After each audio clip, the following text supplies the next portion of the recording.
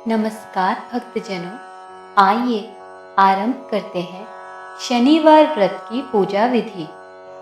इस दिन शनि देव की पूजा होती है। काला तिल, काला वस्त्र, तेल, उड़द शनि देव को अति प्रिय है, इसलिए इनके द्वारा शनि देव की पूजा की जाती है। शनि स्तोत्र का पाठ भी विशेष लाभदायक सिद्ध होता है।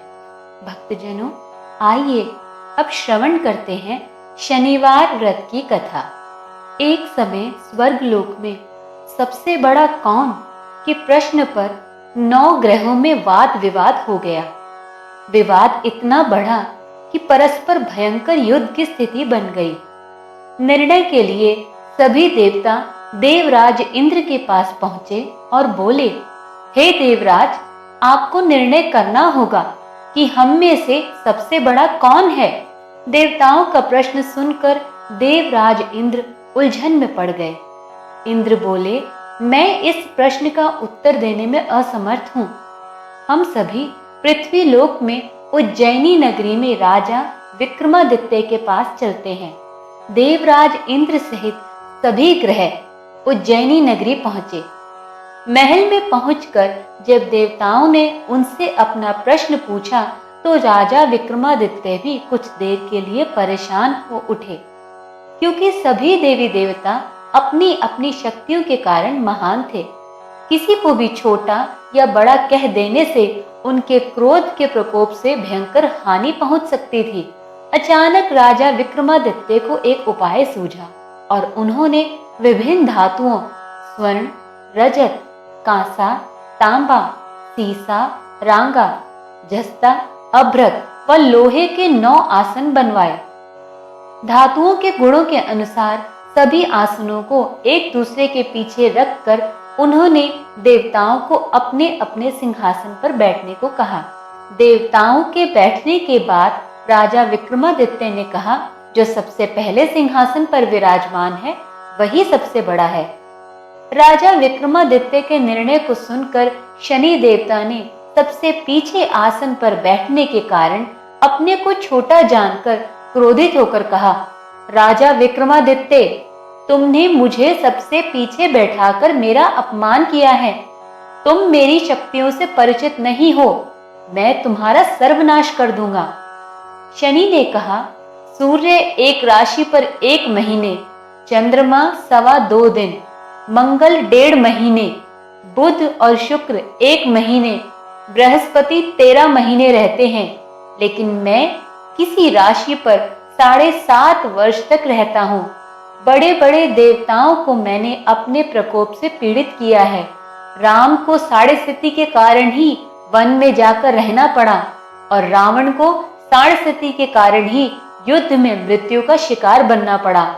राजा, अब तू भी मेरे प्रकोप से नहीं बच सकेगा। इसके बाद अन्य ग्रहों के देवता तो प्रसन्न होकर चले गए, परंतु शनि देव बड़े क्रोध के साथ वहां से विदा हुए।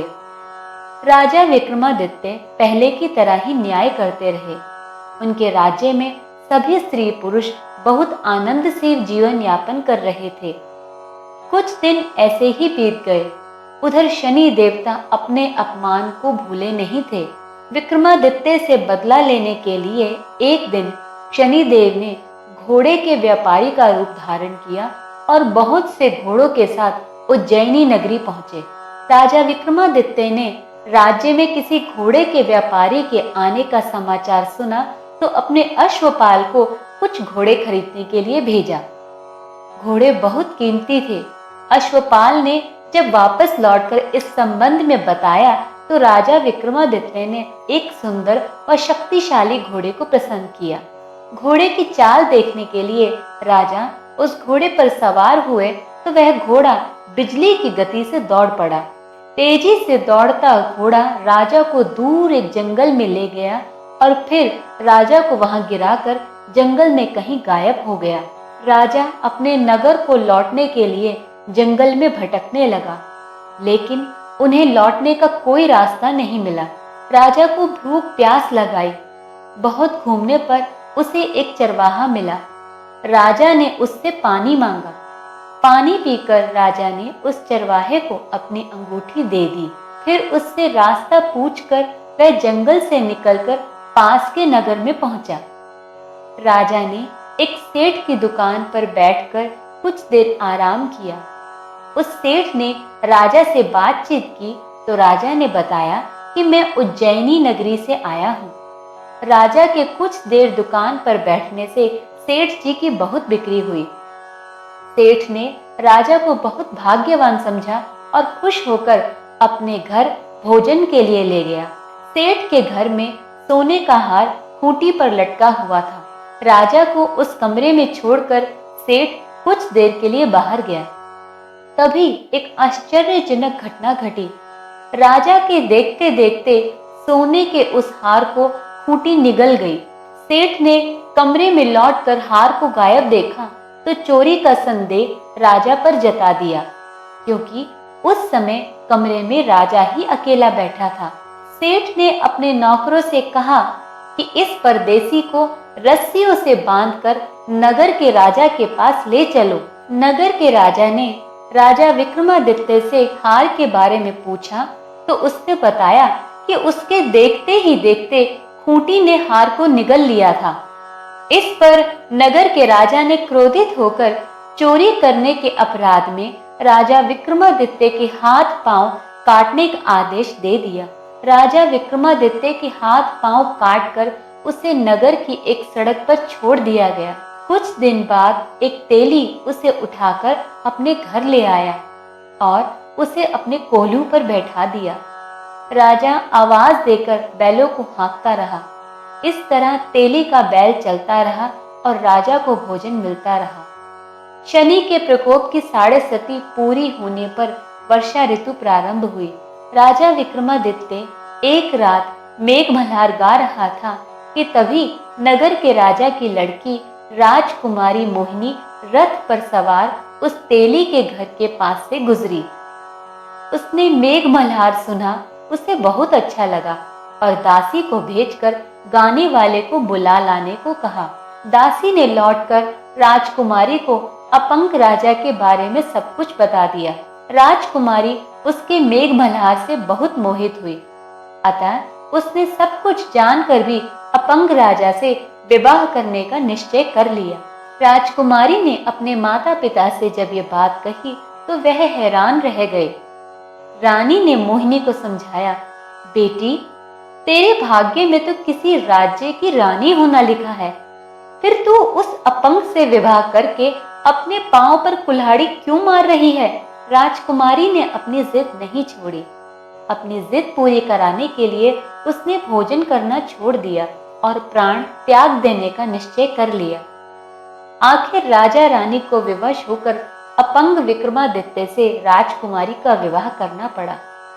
विवाह के बाद विक्रमादित्य और राजकुमारी तेली के घर में रहने लगे।